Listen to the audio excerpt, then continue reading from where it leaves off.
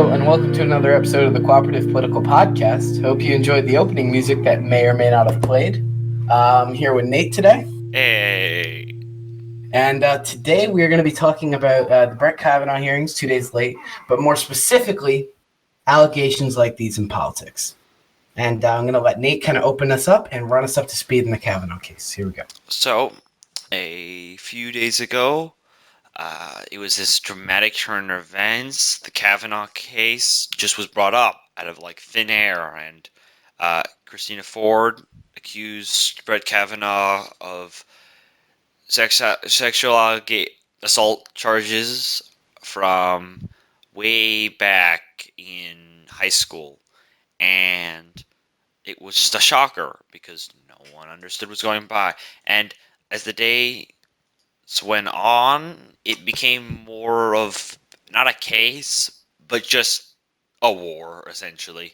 The Republicans and Democrats jumped in on this, and now they're screaming over here, Twitter at each other. It's just chaos. But in recent news, regardless of the said allegations, Judge Kavanaugh has been elected. And while that's good Yay! for some, like Jackson, it's bad for a lot of people. Mm-hmm. Um, it's we'll get into that later there. But as of yesterday, he was voted in, and Monday, I think he begins his term. He's going to get rid of Senator Kennedy, and we're going to go from there, and we'll see how he does. I'm sorry, I can't English. Yeah. Don't worry about it. Yeah, so now the case is over. Politics aside for the moment, I personally was for Kavanaugh. You can come up and argue with me about that in the comments. But I really don't want this episode to dominate that because it'd be like beating a dead horse. I've watched so many broadcasts of the Kavanaugh hearing and of people talking about it that it's just so dead to me now. But I want to talk about allegations like these in politics because I think that was so shot over. And I truly believe that these allegations like this and with Dr. Christine Ford, now the victim she may have been, right? I think she was taken by the Liberal Party and used as a weapon against the right. And that is stupid. That is stupid. And how someone like that who had been a victim of a horrendous crime, or anyone who's been raped, sexually assaulted, anything of that caliber, can be used like a weapon like this. And it's horrific, truly. It's an odd thing nowadays, and it's something that's quite frankly not new, but it's the precedent that we've never seen before. You're seeing like a dozen. I'm sorry, I keep saying like, but you see a dozen different people randomly spring up and they scream rape, and there's nothing brought to fruit. But these politicians, they just leave because they can't handle this. They're not going to go on a trial for their entire job that they've worked their entire life for because somebody screamed rape at them. And Yep. that's a problem because if it's such a serious topic, it's a horrible crime, and sexual assault and rape in the same area, they can't be used as buzzwords. You can't essentially say, "Oh, I don't like this politician. Yeah, he raped someone. There, gone. I don't like this politician. She sexually assaulted someone." It goes on, and no one can now go. And it's a story I've heard before, and it was a pastor, and he drove a bus, and he said, and I quote, I so I will not pick up. I will not pick up a woman when she completely by herself on the bus for fear of what will happen. It's disturbing. I mean, this is like essentially taking women and just saying, "Oh yeah, you're good for something. Yeah, you're good for screaming rape," and that's that's horrifying. it, I it mean, it takes yeah, everything that's been worked for when it comes to like women's rights and stuff and chucks it out the window, right? Because now you're using feminism as a weapon. Who, to some, feminism is, their fight against, the system and stuff. And whatever your views are in feminism and how it's become recently, it shouldn't be used like how it just was. The hashtag Me Too movement, it looks stupid to people on looking onto it. No, even though it should be a serious movement in the fact that like people coming forward with how they've been sexually assaulted, it's not like that. And it was used to try to bring down politicians across America. it's a key Now, moment. It's a like a re-election or an actual election, or in Kavanaugh's case, a nomination, mm, and then anyone who realizes that that's a key critical moment in someone else's career, and boom, they attack, and you you just can't. I mean, I understand the Me Too movement has a great core principle, but in practice, it's unright. It's not right. yep. No, yeah, it's like so in the town that I live in, there was just a sexual assault case in the news, and this person went to the police. She had evidence, and the man has now been arrested and put in jail. It That's it. should be That's all that you need. simple. It When you have the evidence, it makes it easy for that person to get locked up. And that's what's depressing is that you can't prove something without evidence, which makes sense, right? Because then you can't have these like blank charges. And even though some might say we should believe the victim, yes, I do think that we should believe the victim. But the problem is I can't believe a victim that's just yelling that they've been raped because I don't have the evidence. I can't see how this man can be proven guilty at all. And it's truly just kind of like horrific how this is being used. Now, I'm glad that Kavanaugh got elected for this reason. Now, obviously, personal reasons aside, this was just shown that rape can't be used as a political weapon. It's still going to happen around the world, but at least this gives it a chance to retain its dignity, and it's not been just reduced to a weapon that is just Buzzwords. added to the arsenal of politicians and that can be used to fight with the left and the right. At least it stays where it is as evidence backed up and put forward in a court of law can actually get your assailant captured and jailed. I I personally, I with Dr. Ford, I can't ignore her.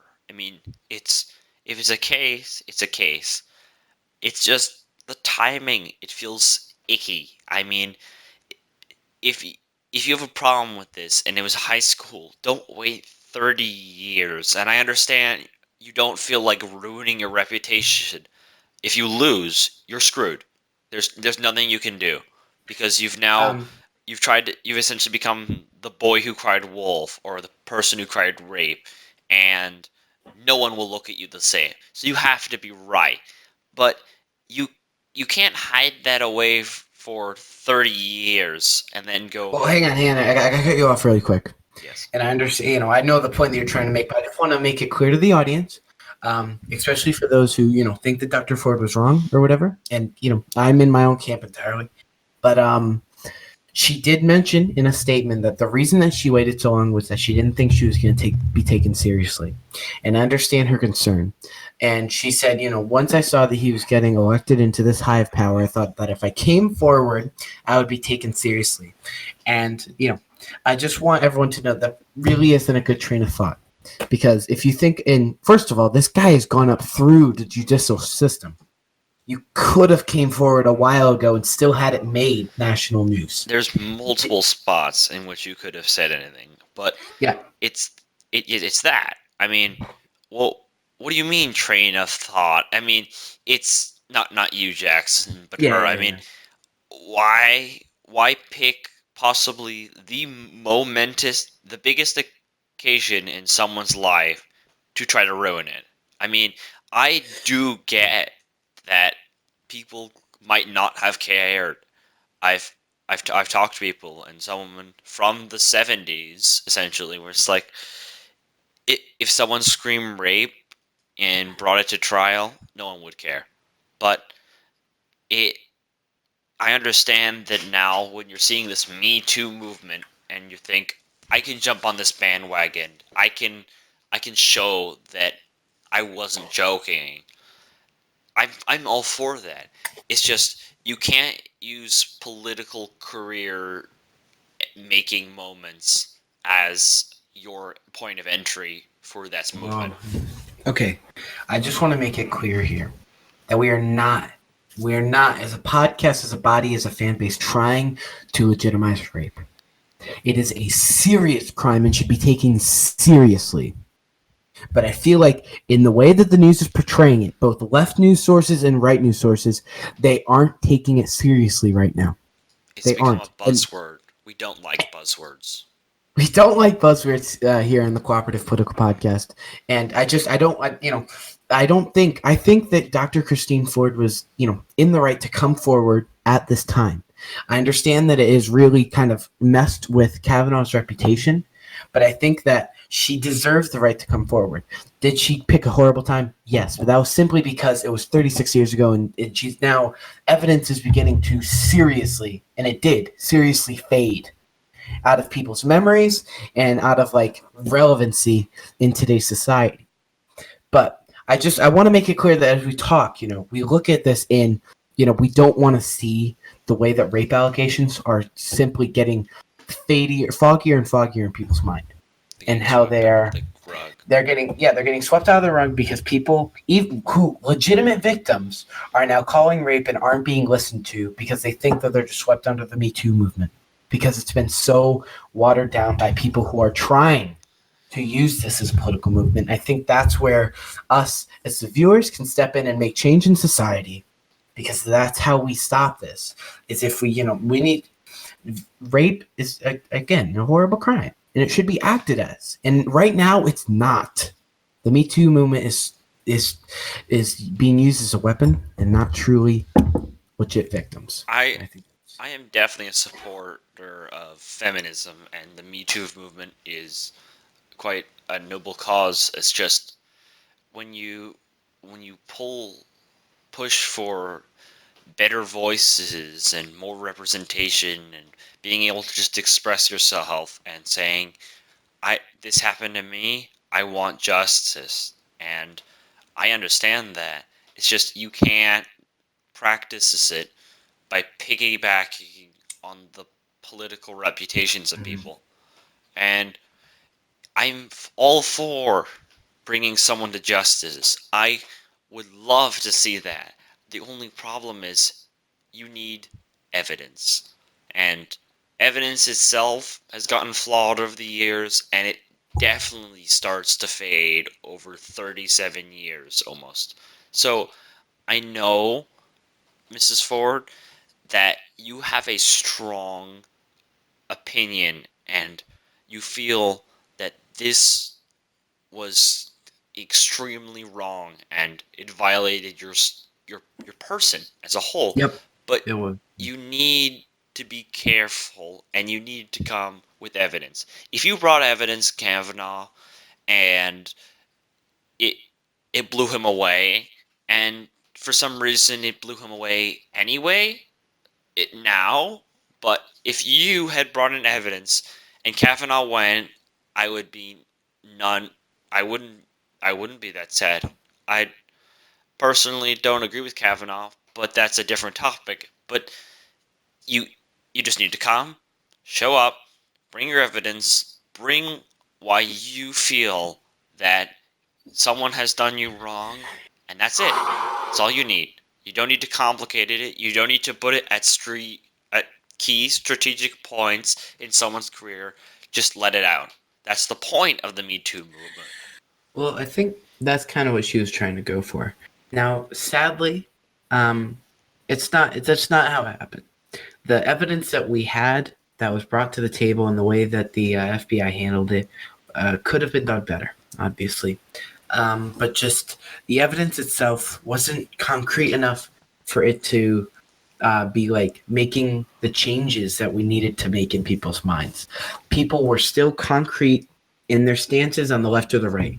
Once those first few days of the hearings were done, people were cemented in what they were. No matter what they heard, no matter what evidence they heard, they weren't going to change sides because that it was used as a political weapon against the right, and vice versa from the right against the left.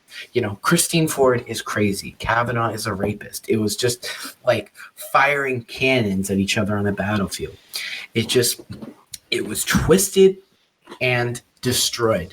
And that's why Christine Ford was looked at as a laughingstock, because no one wanted to take her seriously, including the left, who were just using her at that point as a weapon. That after that first day, that rape allegation was thrown right out the window. No one cared anymore. And then it just moved on to the topic of who can fling the most crap at someone else. Yep, it was very difficult to scrounge up concrete evidence on both sides with Kavanaugh and Dr. Ford. The problem is, like we had discussed in a previous episode, looking through the information for this, it's unless you have the live recordings, it's biased because you have CNN writing about it, you have Fox writing about it, and they might be conflicting, but it's just simply what do the people want to hear, and they want to hear someone was crazy. Dr. Ford was a liar. The Me Too movement has nothing to offer, and it won't ever have anything to offer, and that's stuff that's catchy, and we can't have that. We definitely can't have that involving crimes against humanity. You can't involve that. This isn't a buzzword thing. This is rape. You can't monetize rape. No, and that's what happened, and that's why I hope that us as a body can fight against that, and us as America should take those events seriously. People that are coming forward with evidence right now are being suppressed by all these movements with people coming forward with no evidence. Evidence should be believed over nonsensical ramblings. Essentially. Those are the correct words to use the statement. And these allegations, the way that they've been put forward and the way they've been targeted at people, aren't being taken seriously now. The Me Too movement is not being taken seriously by the right, and I think that's completely justified, as people are coming forward almost as a joke to get in on the bandwagon, and that is horrific. It's a horrific thing for society to have this happen in our country. Our country is looked at as a laughingstock because we take these important, crucial events in politics and make them about petty political debates. It's a feud war. We can't work together because every turn we're fighting each other. So that's exactly why I wanted to make this podcast with Nate, was because I wanted to be able to talk to people and have discussions with our fan base. And I'm hoping we can get some more callers on. This episode just happened to be a little bit delayed. As you can see, this was meant to go out kind of before the Kavanaugh hearings ended. Sadly, due to some schedule conflictions, that wasn't able to happen. So I think we're gonna have to start wrapping up now, because even though this is a little bit of a shorter episode, we're hoping to have one out in either the next week or 2 weeks. But really, we have to fight this as a group. And the fact that stuff like this is being swept under the rug, people with real cases are being swept under the rug, is not a good thing. This isn't what we want as a society. We don't want a serious, horrific crime being swept under the rug and used for political gain. Simply put, I guess as last thought, when presented with troubles, don't bicker, and definitely don't sweep them under the rug because you, one, disagree, or two, don't consider enough. You need to look at it. If there's evidence to support it, go with it, because that's the basis of what we're doing now. It's taking evidence, applying it, and how it affects our country now and the politics it involves, and looking forward. And looking forward, it doesn't look very good. If we can't seem to agree that rape is not a buzzword and that movements for better representation among all genders or sexes, you can't. I mean, we need to work together. And before we close, I just want to say that the point of this channel is informational only. And while you might not agree with us, it's giving you our opinion. And while our opinions may be flawed, we want to at least say we try very hard to get our message across, how we interpret current news, and what you can do to help form your opinion, but a well-educated opinion and not just buzzwords. Yep, that's it. In closing, I hope you enjoyed this episode. This one is a little bit more opinion based than what we want, because really, there were no facts to this case. It was what we were able to see and what we were able to gather. The facts were very strewn in this case with Kavanaugh and the Me Too movement. I really do hope that you made it through. I'm glad you did. We hope to do another episode soon. But thank you all very much for listening. We'll see you soon. Goodbye. Bye-bye.